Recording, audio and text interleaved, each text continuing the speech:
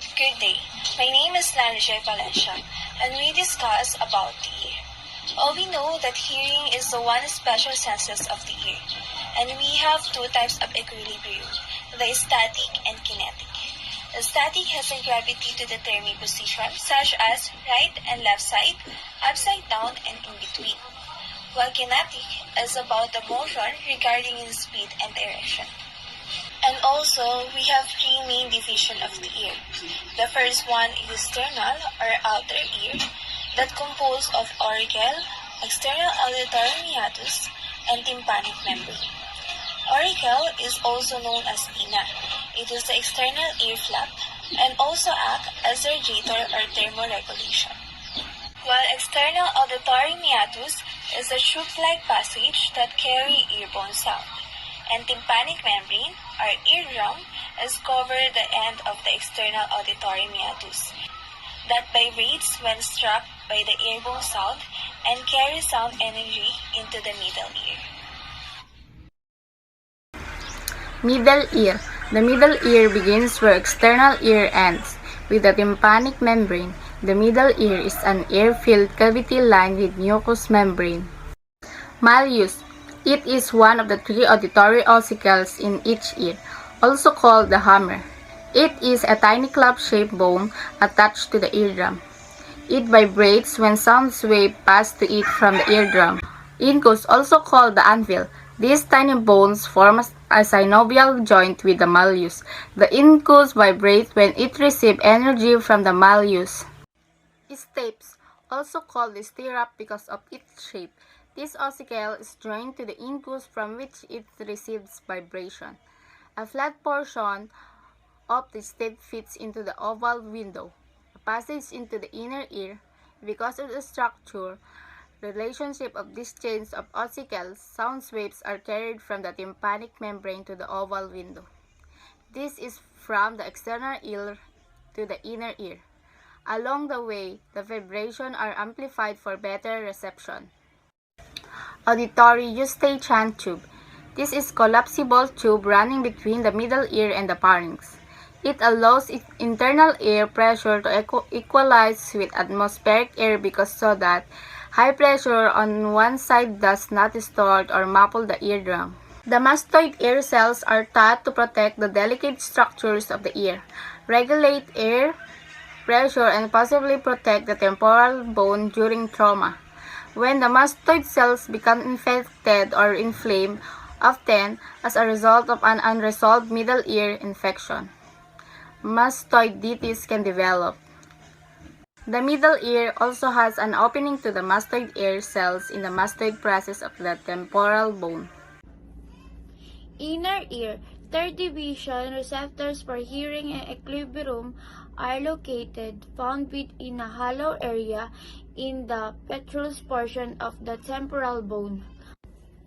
Body labyrinth, maze-like membranous labyrinth, is smaller with fluids. Angeline fluid inside the membranous labyrinth.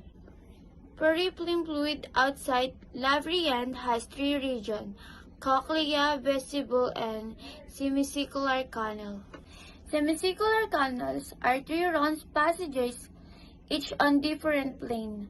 The semicircular canals have bubbles at their bases called ampullae. Vestibule is the central area of the inner ear. The vestibule contains sac-like portion of the membranous labyrinth called the utricle and the saccule. And the last one is cochlea. It's a long passage called like a snail. Y-shaped partition divide the three chamber. Spiral lamina base of the Y, vestibular and basement membranes for the two branches of the Y.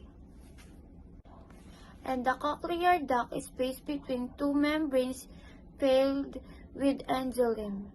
Scala vestibuli, space outside the vestibular membrane. Scala tympani, space outside the basement membrane. Sound waves move into the perilymph of scala vestibuli as stape vibrates in the oval window. vestibular membrane vibrates, causing enzyme in the cochlear duct to vibrate. And the tectorial membrane fluff-like vibrate and bend the hair, projecting from the organ of Corti on the basilar membrane. And the hair bending induces receptors of sensory neurons. Energy moves through scala tympani to the round window.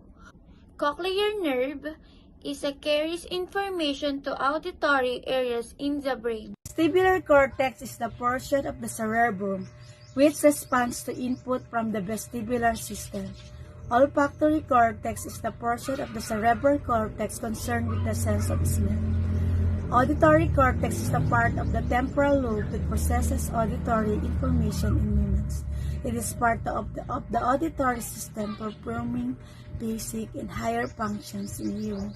Somatosensory cortex is a region of the brain which is responsible for receiving and processing sensory information from across the body such as touch, temperature, and pain. Gustatory cortex or taste is brain structure responsible for the perception of taste. Visual cortex is the primary cortical region of the brain that receives, integrates, and processes visual information relayed from the retinas. Vestibule central area, inner ear, containing sac-like portion of membranous labyrinth.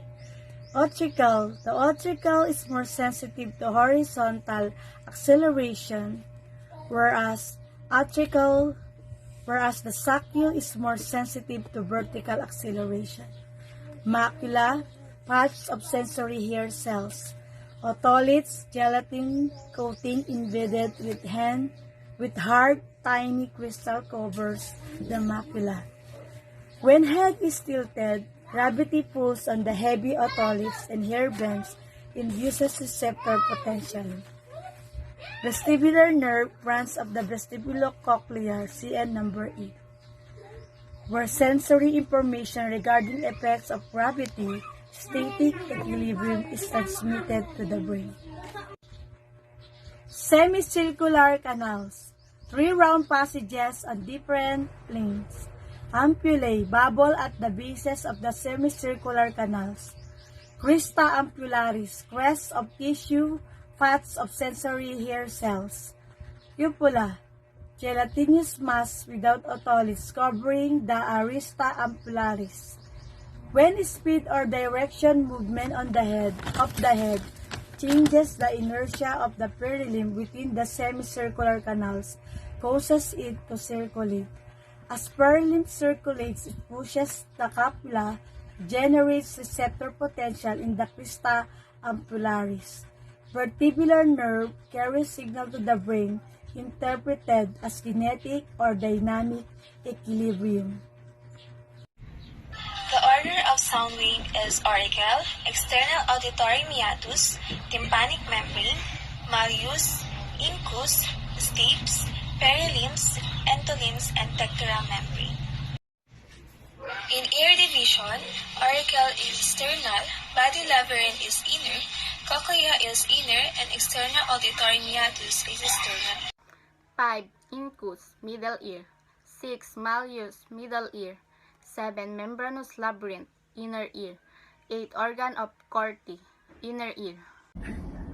Saccule is the inner ear, and the semicircular canal is the inner ear, and the stape is the middle ear. Division number 12, tympanic membrane is part of the external ear. 13. Utricle is part of the inner ear. Number 14. Vestibule is part of the inner ear. Herein, 1. The semicircular plane are 3 passages, each forming a circle and each in a different plane. 2. When traveling in an automobile, you sense that you have suddenly turned a corner. The sensation you have is mainly an aspect of the sense of dynamic equilibrium. 3. In a weightless environment, as in deep space, the sense of a static equilibrium would not work well. 4. The vestibule membrane and basilar membrane are wall of the membranous labyrinth. 5. The sensory patch in the utricals lining is called the macula. 6. The sensory patch in the utricals lining has receptors for the sense of static equilibrium. 7. Eustachian tube is a passage that allows air pressure in the middle ear to reach equilibrium with atmospheric air pressure. 8. The auditory ossicles are joined to one another with synovial joints. The stave has a flat flag-like portion that fits into the oval window. The both oval window and the round window are on the boundary of the middle and inner ear. During sounds, receptors, the textural membrane vibrates and stimulates the hair of cell is the organ of Corti. The utricle is the most external portion of the external ear. Fill in number 13. The blank amplifies sound waves by as much as 20 times their original intensity. The answer is auditory ossicles. Number 14. The semicircular canals have sensory structure called blank within the ampullae. The answer is crista ampullaris. Number 15. The semicircular canals have sensory structures for the sense of blank. The answer is dynamic. Number 16. The maculae of the vestibular sensory regions are covered with gelatinous material. Blank are embedded in this material. The answer is otoliths.